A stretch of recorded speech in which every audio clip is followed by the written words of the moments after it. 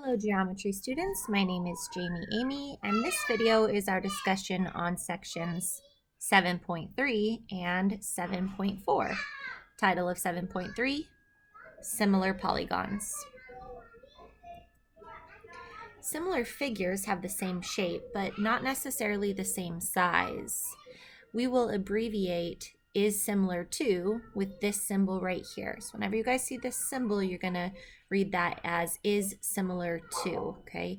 It's similar to the, or it is the same symbol that's above the equal sign that represents congruency, but you lose the equal sign. So it's like they're similar, but they don't have the equal part.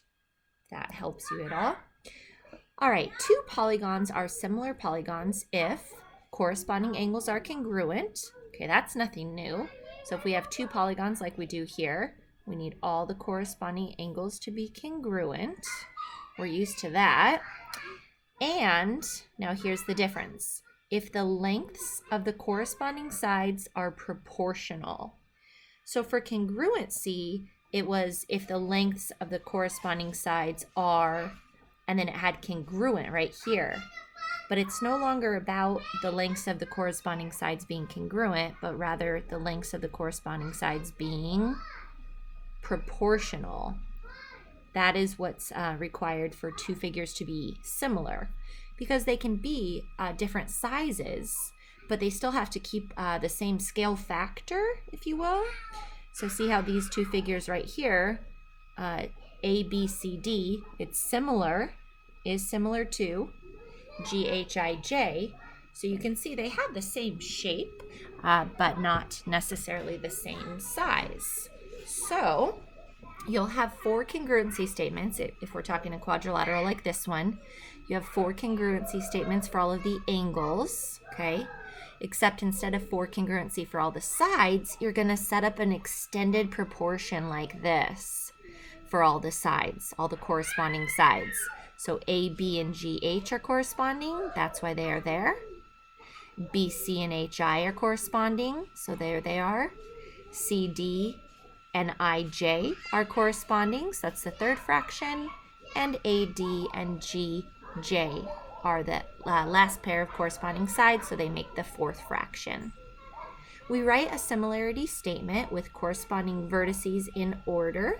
So like you see here, A, B, C, D, starting here, and then we went clockwise for that one. And G, so same thing, H, I, J. The same way we write congruency statements. When three or more ratios are equal, we can write an extended proportion. So you see there's 1, 2, 3 equal signs. That's because we have four equivalent ratios. All right, so that is our introduction to similar figures. Think of this symbol. Think same shape, but not necessarily the same size. Think congruent angles, but proportional sides. To show that figures are similar, we need two things. One, corresponding angles are congruent, and two, corresponding sides are proportional, so setting the ratios equal to each other. For example, let's take these two triangles. So our similarity statement is right here, and it reads triangle MNP is similar to triangle SRT. So they have the same shape, but not necessarily the same size. Although they kind of look like they have the same size, so they could be congruent, but we are just trying to show similarity at this point. All right. So one, we've got to show that angle M is congruent to angle S. They're the first letters in each of the congruency statements for the triangle, or in the similarity statement for the triangles, sorry. We have to state that N and R are congruent. We also need P and T congruent. Okay, so those are the angles. Now, number two is often the more challenging part. We're going to write the side lengths in ratios of an extended proportion. And that would look like this here. MN is corresponding with SR. So that's our first fraction. You can also get it from here, MNSR. Okay, next fraction, NP and RT. Or on the figure, here we have NP and RT. And then the last fraction, PM and ST. And you can see that in the figure as well, PM and ST. Okay, so let's determine if these two polygons right here are similar. Kind of looks like a kite. It's not quite a kite though. So kind of a trapezoid. No parallel pair of parallel sides. So all we can say about this one is these two figures is that they are quadrilaterals. Okay, so they're both quadrilateral, so that's a good start. That would be required for them to be similar. It looks like they're the same shape. We've got a 90-degree angle. We've got a single arch, so we have a congruent angle there. We have a congruent angle here, and congruent angles here. Okay, this is getting good. We've got all four angles congruent. Let's state those. Angle J is congruent to angle T. Angle K is congruent to angle U. L to V and M to W. Okay. Now we just need to check if the sides are proportional, and if they are, we can say yes, the polygons are similar. All right. KL, okay, so we're going to use this one as the numerator, is in the same spot as UV, okay, corresponding. We're going to use the smaller quadrilateral as the denominator. So we've got 24 over 16, and that reduces to 3 over 2. Okay, so the ratio so far is set up as 3 to 2. 3 units for the big quadrilateral are the same as 2 units for the small quadrilateral. If we can get that ratio to remain the same for all the other ratios, or if we can get, yes, this to remain the same for all the other sides, then we'll be good. Next one, JK is in the same corresponding position as TU. That would be 12 over 6. Okay, we have a problem. 12 over 6 does not reduce to 3 over 2. 12 over 6 means that for every 2 units in this larger quadrilateral, we have 1 unit in our smaller quadrilateral. Our scale factor or our ratio has changed. So we can say that these polygons are not similar. They're both quadrilaterals. They have a lot of, all their angles are congruent, but their sides are not proportional, so they are not similar. Just showing the rest of the work had you continued. LM and VW ratio 12 to 7. JM and TW ratio is 1 to 1. 6 to 6, 1 to 1 there. So just supporting our corresponding sides are not proportional, so the polygons are not similar. All right, determining similarity using scale factor. So we're asked the same question, are the polygons similar? So let's start with the angles. And yes, we have angle A congruent to angle D, double arch mark. We have angle B congruent to angle E, triple arch mark. And we have angle C congruent to angle F, single arch mark. All right, so yeah, those check off. The angles are all congruent to each other. Now we're going to check if the sides are proportional. Okay, so we're going to set up our ratios here. We've got AB in the same location as DE. And we're going to go with the smaller triangle over the larger triangle for all of these. So that's 12 to 15, which reduces to 4 over 5. BC is in the same location as EF. I'll do a double just to help. So that's 16 over 20, and that also reduces to 4 over 5. One more, AC is in the same location or is corresponding with side DF. And that's 8 over 10, which also reduces to 5 over 4. So yes, triangle ABC is similar to triangle DEF, and the scale factor is 4 to 5. So what that means is for every 4 units in this, 4 linear units in this triangle, there are 5 linear units in the larger triangle. Doesn't count for square units, just wanted to throw in linear units so that you don't think it's for surface area or any square units. All right, using similar polygons to find unknown values. So we have a similarity statement right here, and that is that quadrilateral ABCD is similar to quadrilateral EFGD, and we're asked to find the value of X. Okay, so since we're told they're similar, we know that their sides are proportional. Okay, so X is paired up with the 7.5. Y is, let me use a square. Y is paired up with the 5 right there. 6, I'll put a heart, is paired up with the 9 in the larger trapezoid. So small trapezoid, this is not necessarily a trapezoid. So small quadrilateral to large quadrilateral, we've got these paired up, and these paired up. All right, so let's set this up. Let's go with FG, because that represents X, is in the same spot as BC, being equal to ED, which is in the same spot as AD, okay? Notice that we're not including these ones this time, and the reason why is because the Y is there and we're working with X. We don't want our proportion to have two unknowns, X and Y. We want our proportion, just like any equation we want to solve, we want it to have one unknown, ideally. So if we plug in these values, we have X over 7.5 equals 6 over 9. Now use the cross product to find that X equals 5. Erase all this work, so it looks like this is a 5 right there. And so that was all we were asked to do, find the value of X. We do know the scale factor now. Let's see if we can get that in lowest forms. Well, scale factor, I'm going to start with the 6 and the 9. 6 over 9, that reduces to, those have a common factor of 3, which is why I chose them. It reduces to 2/3. So the scale factor for these two figures is, for every 2 linear units in the smaller quadrilateral, there are 3 linear units in the larger quadrilateral. So we could find all the missing parts if we use that scale factor of 2 to 3. Just like a map, the scale factor is set, and we can use it to find any missing parts we need.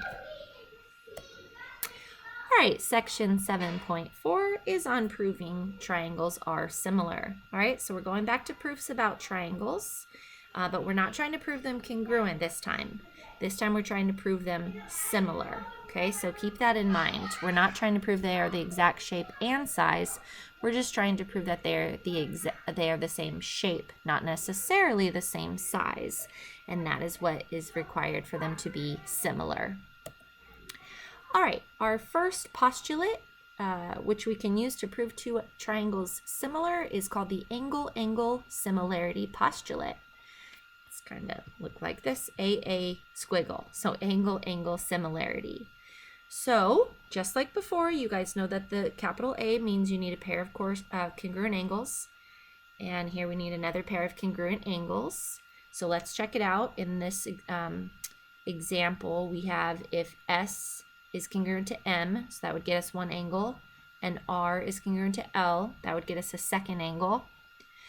Just a side note, we know that the third angle T is congruent to P by the third angles theorem, but since we know that, we don't need to actually ever state it. So as long as, that's why they call it angle-angle similarity, even instead of angle-angle-angle similarity, because the third angle is a given. So you just need two angles congruent to prove similarity. And that's all you need. If you can get two angles, two pairs of corresponding angles congruent like that, then you can say that the triangles are similar. So you don't need much, just two angles being congruent. And recall, this only works for triangles. We had some quadrilaterals a few slides back that had all the angles congruent and they still weren't similar. So this is only for triangles. All right, that is one of 3 ways to prove triangles similar. Second way, side angle side similarity. Okay, when you guys see side angle side, before it was like, okay, we need a pair of congruent sides, a pair of congruent angles, and a pair of congruent sides. This is a little different. This is side angle side similarity. So you don't need a pair of congruent sides. You need a ratio of two sides equal to a ratio of another two sides. So you need the sides proportional, two pairs of sides proportional. And when you see angle, yes, you got to think congruent, okay? All right, so let's look at this. If we have side AB over side QR being the same ratio or equivalent to AC over QS, so basically if we have a pair of proportional sides being equal to another pair of proportional sides, and so that's like the SS, okay? And we have the angle between them. It's got to be the angle between A and Q being congruent, then we have everything we need to prove two triangles similar. Not necessarily congruent, but similar. Okay, side angle side similarity. All right, one more. Side side side similarity. And it's just like the above. If you see the above two, if you see a capital A, you have to prove congruent sides. But when you see a capital S, like we do here, you have to prove, show that sides are proportional, not congruent. Okay, and so side side side similarity would mean that you need to show all three pairs of corresponding sides are proportional, or their ratios are equal to each other. And that would be enough to show that two triangles are similar. All right, so if you are asked to prove two triangles similar, there are three ways to do so. Refer back to this slide until you have these down, and let's practice with an example now. Determine whether triangle RSW and triangle VSB are similar or not. All right, RSW, I like to trace them with my finger to lock in my head what's going on. VSB, all right, sure, they're both triangles. They look like they might be similar. One looks flipped the other way, but they look close enough that I can move on with this here. I do recognize the bow tie thing, so I do know we're going to have a pair of congruent angles right there. Oh, here's another angle I know we're going to have congruency. Well, we've got two pairs of congruent angles. Wow, okay, just talking through that for a moment, I think we just developed our plan to show angle-angle similarity. All right. Or I'm sorry, to use angle-angle similarity to determine if these triangles are similar or not. All right, so angle R is congruent to angle V because both angles have the measure 45 degrees. We are allowed to state that. Angle 1 is congruent to angle T. Justification, vertical angles are congruent. And there we go. Those two triangles are similar by the angle-angle similarity postulate. Let's try another one. Determine whether the triangles are similar or not. All right, let's develop a plan here. I don't see anything about the angles. I mean, there definitely appears to be a 90-degree angle right there, but we're not allowed to, no figure assumption is allowed on that. I do notice that all the labels are representing side lengths. So I'm thinking I'm gonna go for side similarity because 9, 12, 15, 8, 6, and 10 are all side lengths. So let's see if we can show that these two are similar or not by seeing if all three pairs of corresponding sides are proportional. Okay, so I'm gonna go with an extended ratio route here. We're checking if triangle V, I'm going to start with X, backing up, pardon me, triangle XVW, so I wanted to go here, small side, medium side, large side, is similar to triangle, so I want to go with the same. I'm going to start with S, small side, medium side, large side, so I'm going to name it STU. All right, so these are the two triangles I'm trying to name similar. I'll put a question mark because I shouldn't state it if I don't know it yet. All right, so side XV is in the same location as side ST. They're both red, but sometimes they won't be color-coded like that. So when I was looking at the similarity statement above to help me, which is why I wrote it first. Okay, equal sign. Next one would be VW and TU. And the last one would be WX and US. Okay, and those are also color-coded in the figure to help you guys identify the blue sides and then the purple sides there. But again, it may not always be color-coded, so just don't rely on that. A lot of you are really good at just looking at the figure, and you can set those fractions up. I prefer to look at the similarity statement, which is why I wrote that out right here. Okay, so let's substitute some values in. XV is 9, whereas ST is 6.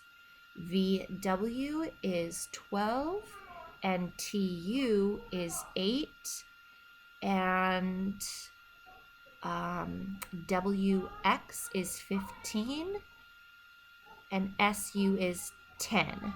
So we're going to check if these, we should put question marks because we need to check if these are equal or not. All right, 9 over 6 reduces to 3 over 2. 12 over 8 reduces by 4. Yes, 3 over 2. And 15 over 10 reduces by 5. All three of these reduce to 3 over 2.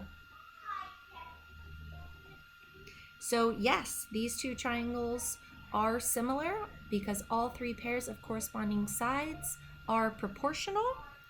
I'm going to erase that work, and I'm going to show it to you, and not in extended ratio, just doing one side at a time. The two shortest sides in red reduce to 2 over 3. The two longest sides in blue reduces to 2 over 3. And the remaining sides, the medium length sides, reduce to 2 over 3. Okay, so for this one here, I just want to point out it ended up 2 over 3 for this work. And that is because all of this work was set up with the smaller triangle on top, then the larger triangle. Small triangle on top, then larger. Small triangle top, then larger.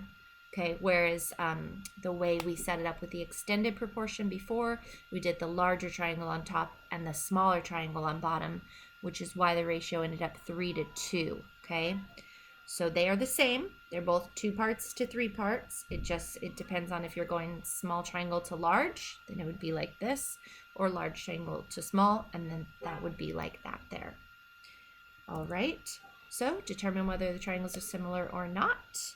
The answer is yes, they are similar. Justification, side, side, side theorem. Corresponding sides are proportional. Corresponding sides are proportional. All right, now we're talking about 2 triangles with common parts. So they're overlapping. They have a common angle K. If you need to draw them separate, you always can. Common angle K, you want to point that out. That's included in both triangles. That is going to help you get a capital, or help us get a capital A. All right, so the theorems, well, we have angle similarity postulate, and we have side similarity. Those both include A's. I don't see a way to get another A at the moment, so I'm thinking side similarity might be our way to go, because we have that common angle is congruent to itself by reflexive property, and then everything else being addressed as side lengths to help us show that those are proportional. Yeah, I think that's a good plan of attack. I hope you're seeing that before you dive into it. All right, we can say that angle K is congruent to angle K by the reflexive property of congruency, so that gets us our A. Now let's set up the lengths of the sides. We have KL is to KM, so that's 8 is to the large side, which is 10. You can see it broken down here more easily when they drew the triangles separate, that it's 10. And 8 over 10 reduces to 4 over 5. KP is to KN. KP is right here at 12.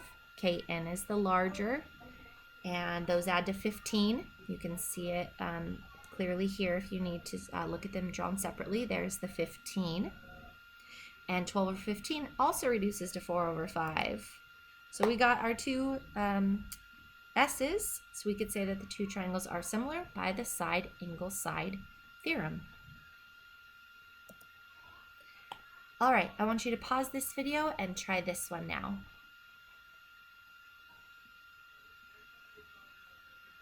Welcome back. Let's see how you did.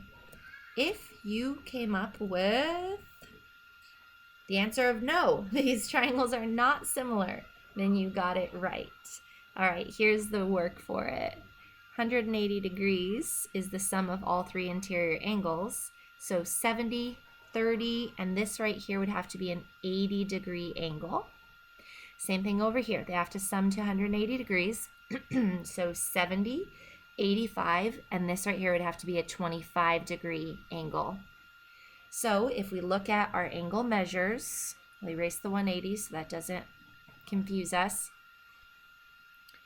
We do not have congruent angles. We have one pair of congruent angles, but we would need a second pair of congruent angles that we do not have.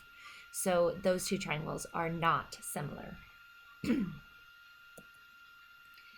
Okay, I don't know if any of you like to rock climb, but if you ever are, there's a way to figure out how tall a vertical cliff is without climbing it and measuring it with a tape measure. This can be done with any vertical structure. It doesn't have to be while you're rock climbing. It could be a building. So what this student wants to know is how high he will be climbing. So what he does is takes a mirror and puts it on the ground. Okay, so this is the mirror on the ground right there, you guys. Set your mirror on the ground. Now you have to line this up appropriately though. So what you do is you have to walk backwards until you can see the top of the cliff in the mirror. Okay, so he started standing right here. He puts the mirror on the ground and he starts walking backwards. While he's walking backwards, he's not looking at the cliff. He's looking into the mirror. That's the trick. As he's looking in the mirror, he's waiting till he sees the top of the cliff in the mirror. As soon as he gets there, he stops. Okay, as soon as he sees it, he stops. So this particular example, he put the mirror down and he walked backwards counting 6 feet before he could see the top of the cliff. Or maybe he wasn't counting, but where he stopped, he then marked that off and used a tape measure to determine that it was 6 feet. So regardless, he knows where his mirror is at. He knows that this is 6 feet. He knows his own height, 5.5 feet. And that is all he needs to figure out the height of that cliff. So using his same measuring tool, we get the 34 feet along the ground here. Using his line of sight to the mirror and then from the mirror to the top of the cliff, he has created two similar triangles.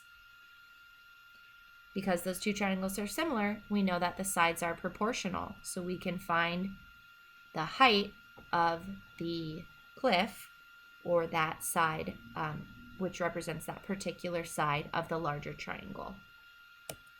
Okay, so we know the triangles are similar by the angle-angle postulate.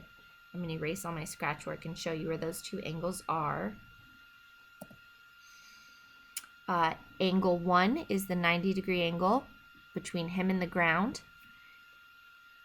corresponding with this angle over here, which also measures 90 degrees, the cliff and the ground. So two vertical structures and the horizontal ground creates two perpendicular intersections and two 90-degree angles. Okay, so we've got one angle there, and the next angle comes from right here.